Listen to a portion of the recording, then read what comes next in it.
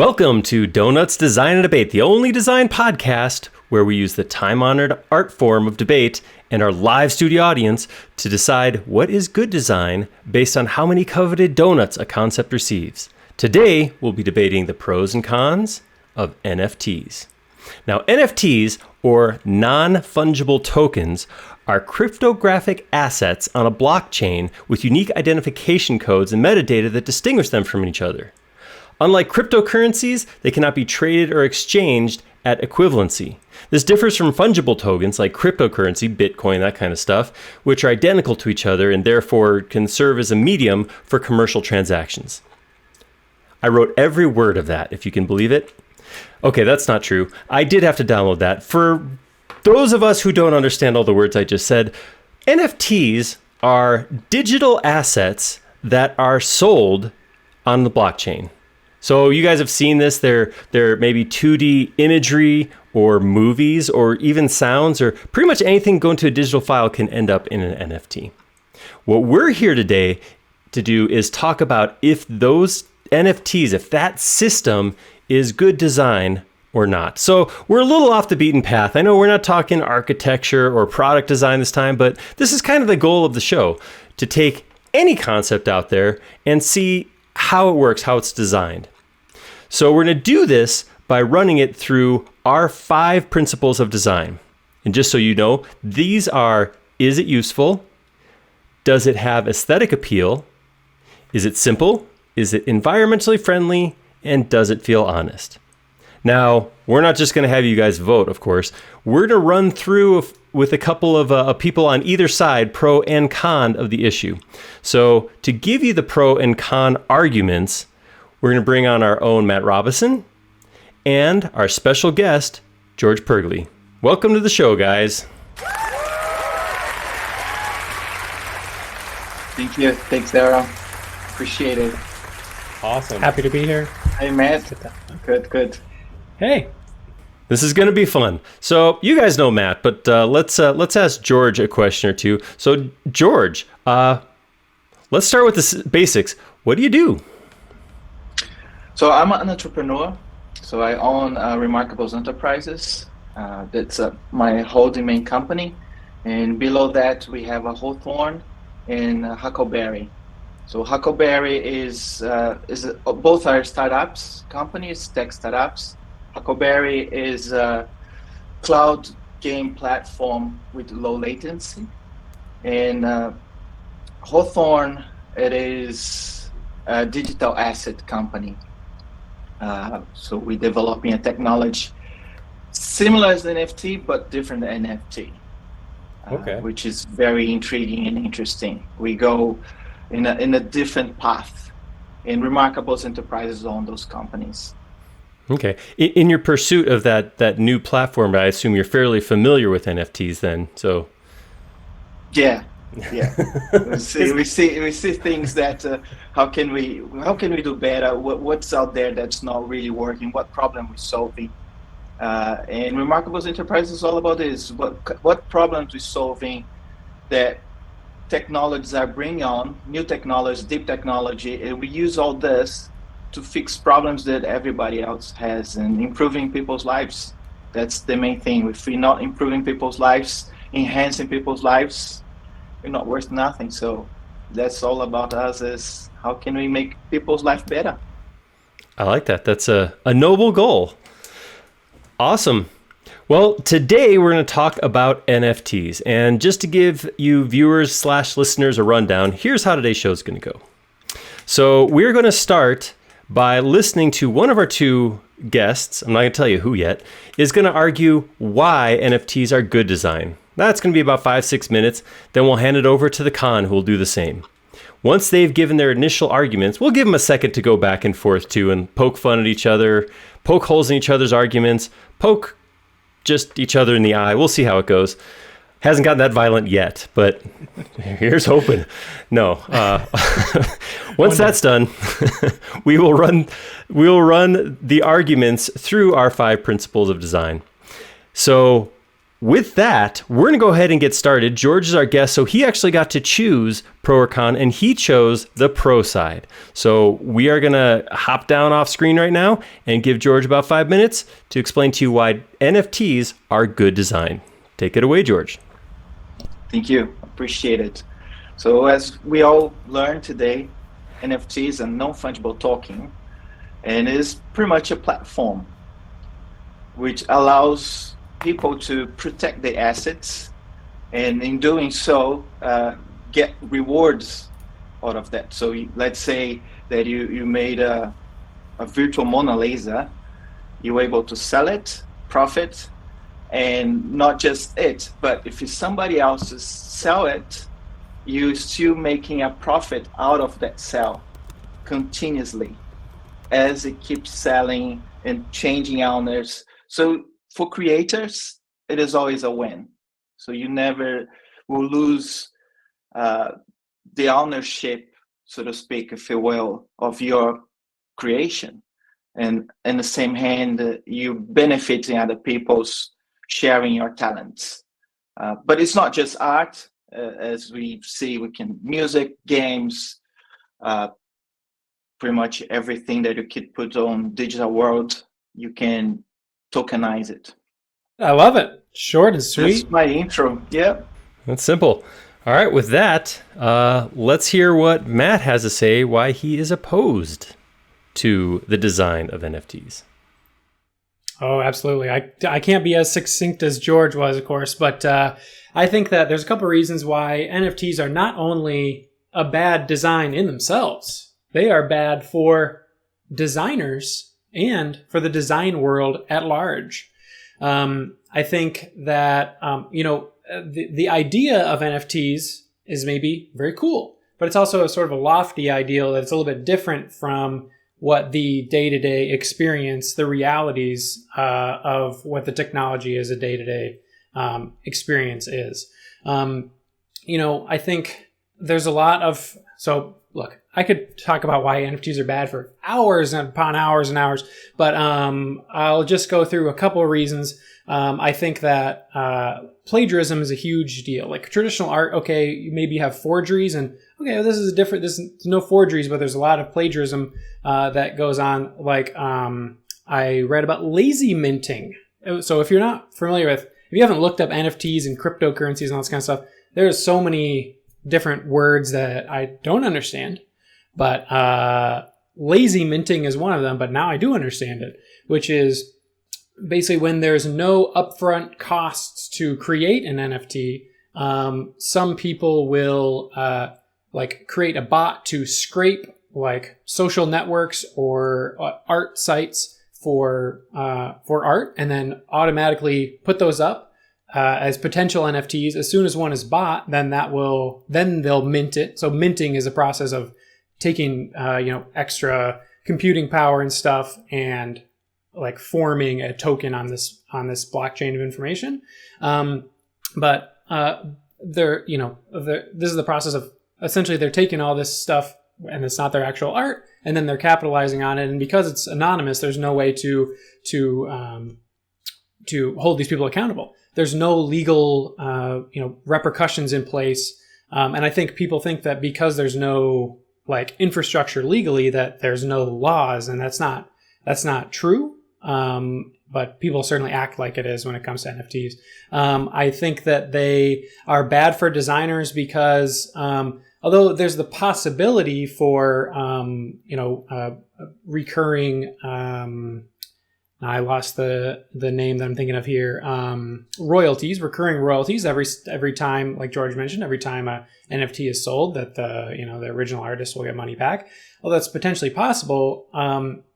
There's also a possibility to take the NFT from one service to another, and usually those royalty services are only in the terms of one specific service. So I think because it's so new, it's sort of a Wild West legally, and there's a lot of gray areas and ways around loopholes and these kind of things for sort of the day-to-day operation of this. A million other things to touch on, but I'll leave you with the environmental piece here. So it's completely crushing for the environment. How much energy it takes. you'd think, oh, it's just a thing on the computer. I click it and it doesn't. But there's so many articles, and we'll get into specific numbers later. But let's just say it is horrible, terrible for the environment. Any NFTs, any crypto, blockchain, all this stuff, terribly bad. And hey, we love the environment. Earth Day just passed, and we love the Earth here. We're all about the environment, and we're not about NFTs. So yeah, I think there's we'll go into a lot of reasons in the specific when we talk about the principles, but suffice it to say, NFTs bad for designers, bad for design, and they're just frankly a bad design in themselves. That's it.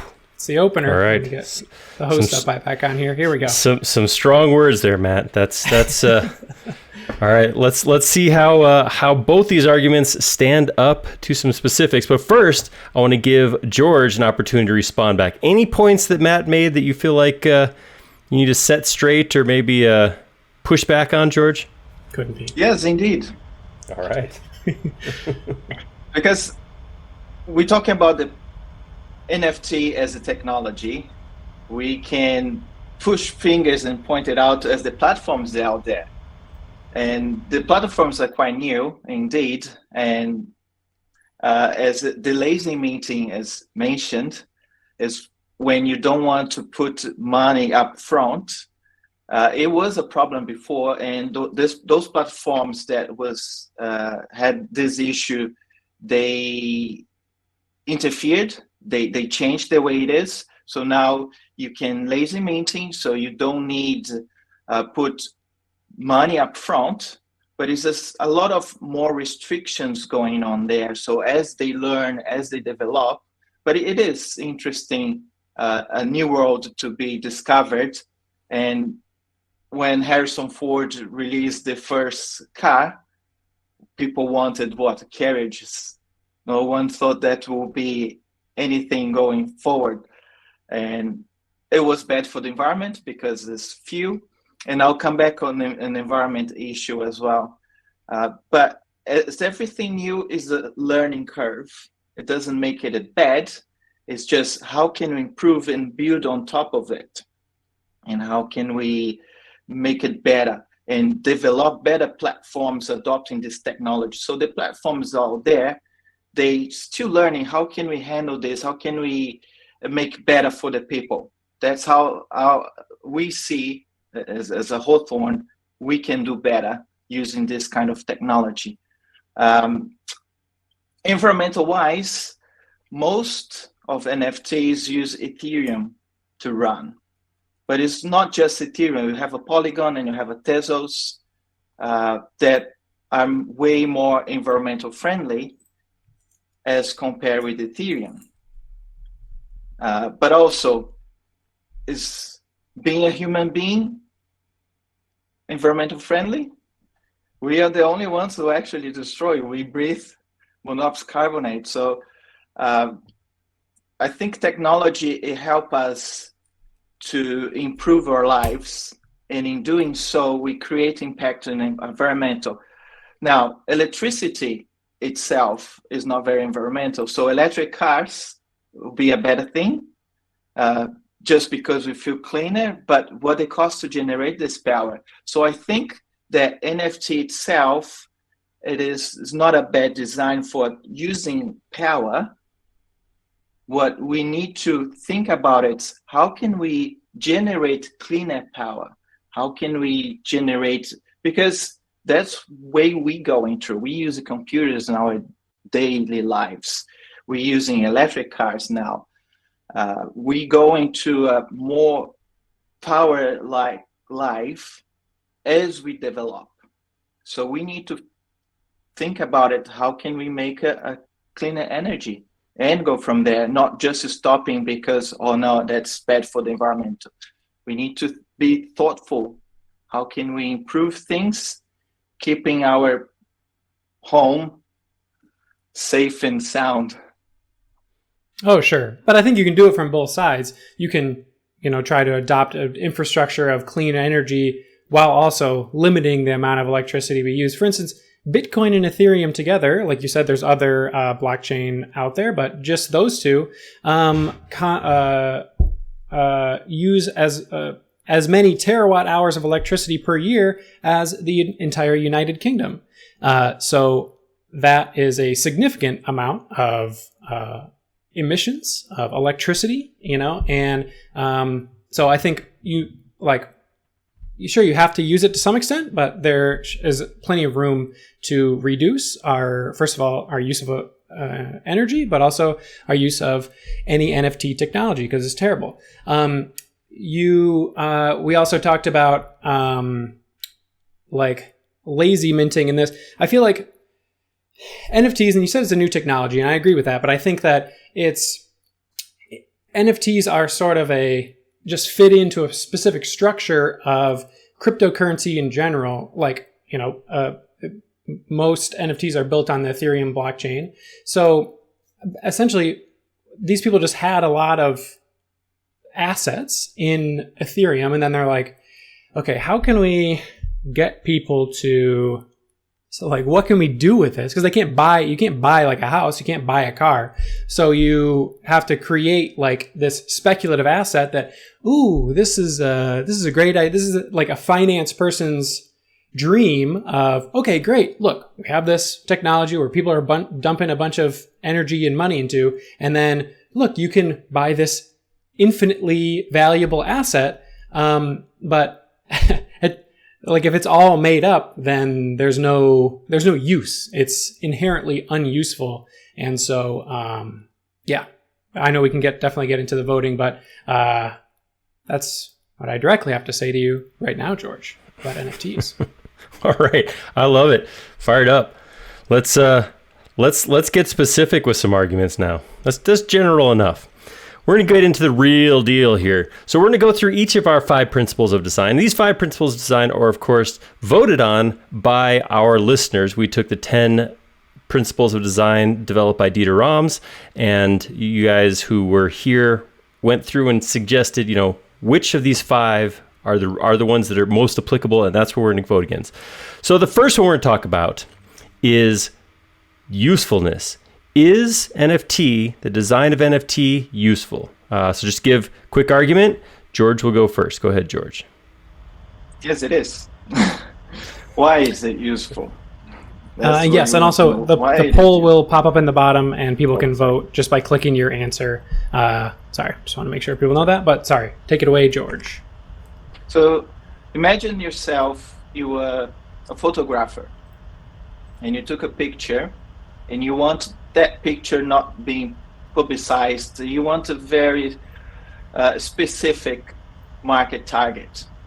So if you put online and you put it on your website, anyone can just right-click copy with exactly the same characteristics as the original one have on the hard drive without any cost. Now, if you put into an NFT, you can make it that unique copy of that photo, and you can sell it to someone. That copy will be unique. You will allow anyone to copy it. Let's say Mona Lisa. Make an easy example. You can take pictures of Mona Lisa, but it will never be the original. You can have a print out of Mona Lisa. It will never be original. There's only one Mona Lisa that can be original. So your artwork will be always original. That only one. That's the value can come from. The intrinsic value is not on that picture itself. It is who made it. That's why art gets way more valued when the artist dies, because then it gets really rare. It's the rarity it makes the value, not the NFT itself. So we're creating scarcity using NFTs, and this scarcity creates the value. So it is useful for many things. It's not just art. You can implement into games. So for example, the item that you fought so hard to get into it, if it's on NFT, that's art, that belongs to you, to your character, to your account. So it's a lot of places that you can implement the NFT technology that will greatly increase usability and authenticity as well. All right. Matt? Yeah, I mean, I think it's a good idea, but I think, unfortunately, like, so you agree with me? It's a good idea. It's not a good practice. It's unuseful in reality. And I think the part of the reason for that is ownership is a tough thing, even in the real world, to decide who owns. People go to court over this all the time. That means there's a lot of legal precedent that tells you, whatever, possession is 9/10 of the law kind of thing. But what NFTs don't delineate. What am I thinking of? Guys, this is not a good day for me with words today. Not good that I'm a podcast. It doesn't differentiate. The NFTs don't differentiate between ownership and possession. Meaning, if somebody steals your NFT from your wallet, but they have it in their wallet, they possess it, that means they own it. So just earlier this week, there was the Instagram account got hacked and almost $3 million worth of NFTs were stolen. And because it's anonymous and this is just associated with one specific account, hey, you're too bad. I own it now. This is mine, my NFT. So the inherent idea of specific ownership is not being achieved. The goal is not there. So therefore, it is not useful for the original design intent. Bad, not useful. Let's go to the polls. All right. We have an official vote, and no donut for usefulness. No. So we are there. All right. 0 down, 4 to go. We still got time. We can. This can be salvaged. This can happen. All right. Principle number 2, and Matt, you're going to argue on this one first, or you're going to offer a point on this one first.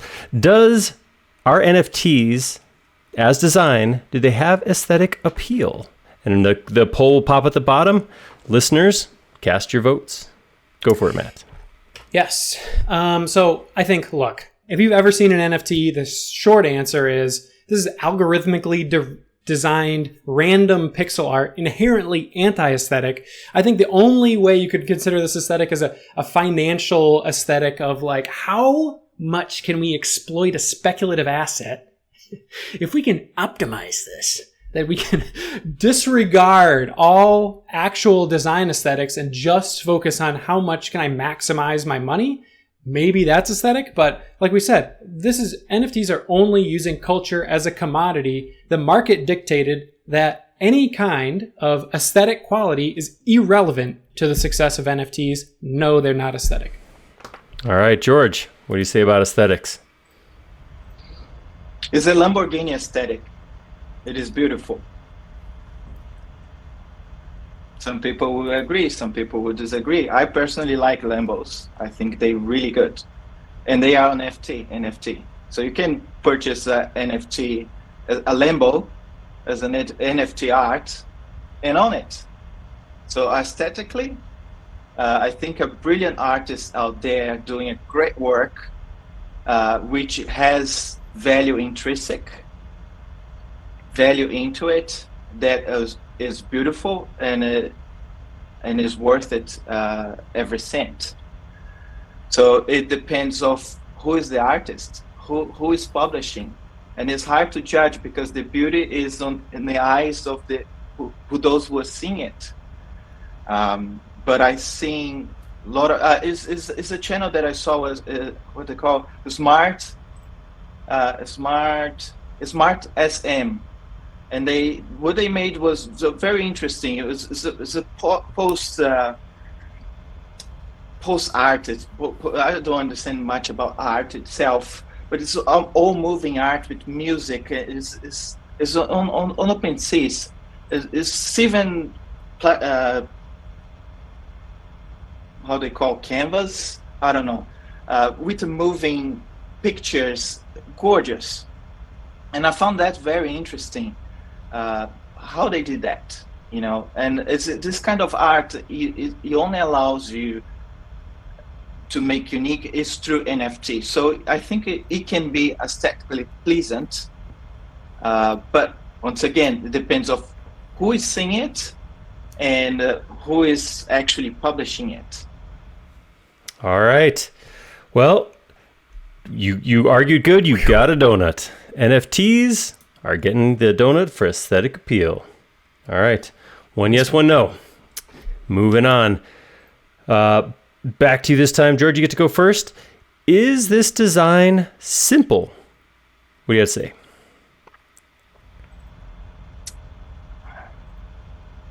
I would slightly change. NFT itself, you can't say that, oh, it is simple or it's hard. But does allow people to build upon. So can we improve? Can we bring on to this technology? And I think my answer it is. It is simple enough for people to learn and develop on top of that.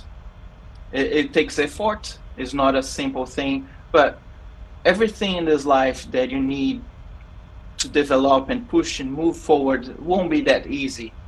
All the great companies, when they release disruptive technology, they have to put a massive amount of work dealing with the hard stuff to make it simple to the end customer. So yes, it is simple to the end customer if the effort is put on into the platform to show that simplicity. But it's a kind of a maze. You can have a maze which is intuitive and you can run about all through over very simple, or you can have a very hard maze that you have no idea where to go through. So on that NFTs, I would say yes, it can be simple on the right platform. All right. Matt. If you've ever tried to explain NFTs or any blockchain technology to anybody, you realize how it is so complex and technological. Like it's the farthest thing from simple. I think like people try to sell you that it certainly seems simple. Like the story is simple. Oh, this, it's a digital asset that you can actually have ownership over. But that is just an afterthought. There's so many of these different types of tokens that are on blockchain technology. And this was, like I said in the beginning, this is just slotted in. Oh, we could use these non-fungible tokens as speculative assets. And then let's see, how can we get the artists on board? Let's see, we can say we give them royalty every time they sell it. And, anybody can own it, even if it's digital. It's like, this is all just an afterthought in order to boost the profits. That's all this is. It's not any kind of artists in this, center. They're not thinking of that at all. It's only how can we maximize the moolah for my crypto. And, I don't care for it. Not simple. Complex. All right. Wrapping up voting. And that got a solid no. No donuts there. Not simple. All right, Matt, you're going to kick this one off. Is this design environmentally friendly? That's a hard no, and there's no question about it. I found this really cool. Let me get this link here. So you can see in real time, there is this tracker that there are fees for transactions that are aptly named gas, because every time you make a transaction on the blockchain, it costs an exorbitant amount of energy, which in the end is coal, fossil fuel, gas. And so this is up to like $100 for every transaction. Think about like how much $100 gets you, to heat your home or to drive your car. There's so much that is being done. Let's see. Let's talk about metrics here. Okay, so this is Ethereum. Just Ethereum accounts for 58.82 metric tons of CO2 emissions per year, which is as much as the country of Libya. Folks, this is the opposite of environmentally friendly. This is the worst thing for the environment. And that's what I have to say about that. All right, George, want to come back on that? Funny, you only mentioned Ethereum.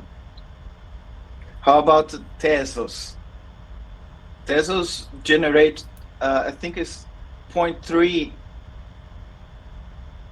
compared to the 36 of Ethereum.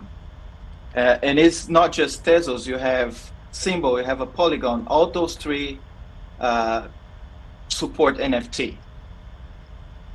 Plus, there's other technologies out there I can't disclosure that is working really hard to get this up running. And the main thing is, the difference is why Ethereum and Bitcoin get all those process. So they run using a system called proof of work, and which demands more a high energy intensity, but it's an alternative which called proof of stake. So this different system doesn't need that much amount of processing resources. So it can be way less power consumption authenticating these processes. So it's the simple things. What kind of methodology are you adopting to NFT? And once again, it depends the platform adopting those channels, those resources on NFT to make a better choice, a more greener choice. So yes, it is. So as life, you have electric cars, you have fossil fuel cars, you have cars which consume more fuel, cars with less fuel. But if you run a Lambo and you run, I don't know, a truck, it all depends what you want to get. It's moving your needle.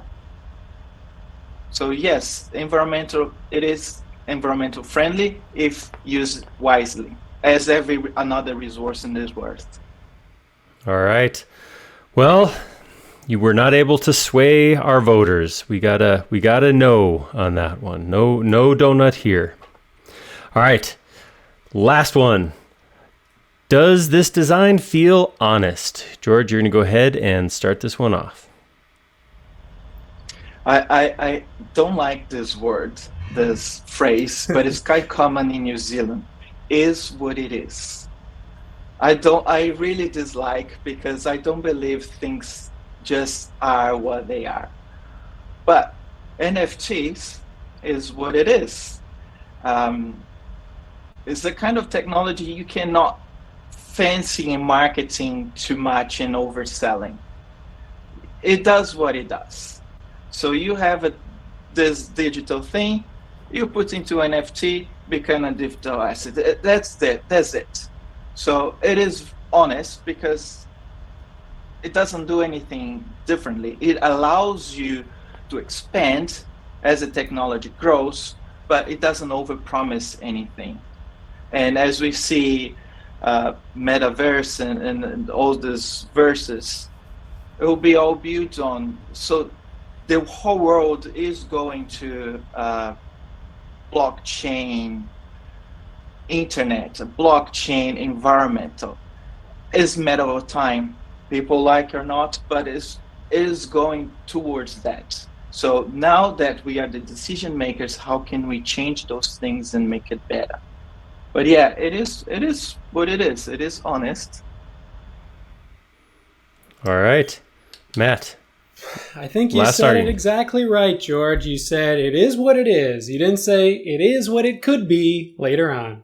And what it is now is dishonest for a number of reasons. Like traditional trading, you need a license to be a trader. These are like secured assets that are being traded. There's no license needed for anybody on the blockchain. If you haven't heard of this wash trading, this is a very interesting dishonest technique that people use because it's all anonymous and you want to build up value of your asset. You make two accounts and then you sell your asset from one account to another. And then it looks like, oh, this is very valuable because people are, using it, but it's all you. And people can't tell it's you because it's all anonymous. George, it's so dishonest. Okay, that's it for me. All right. And you lose a lot of money doing that. Because you need to pay the fees twice. Who will do that? It looks like we're split on this one. We got a half a donut here, you guys. So NFTs as design come up with 1.5 donuts. Wow. There's a lot of work to be done. Opportunities for improvement, like you said there. We'll see. Awesome. Well, with that, we will wrap this episode up. So I do want to start by saying thank you so much, not only to George, our guest, to bring us some well thought out arguments. Well but played. Also, well played, but also our live audience to bring their votes. If you're listening to this recorded, try to join us next time live, and you can actually have an impact on the outcome of the arguments, or of the show, not the arguments, the show. Yeah, so that's right.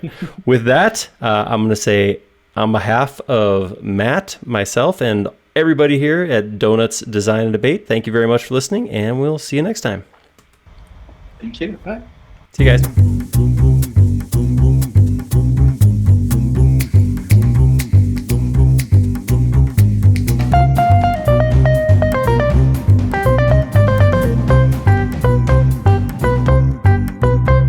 This has been a Trimble Media production. Thanks for listening to Donuts Design and Debate. If you have an opinion about our topic today, or if you have an idea for a future debate, we'd love to hear from you. Send us an email at donuts@trimble.com.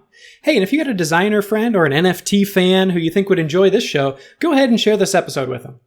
Thanks again for tuning in, and take care.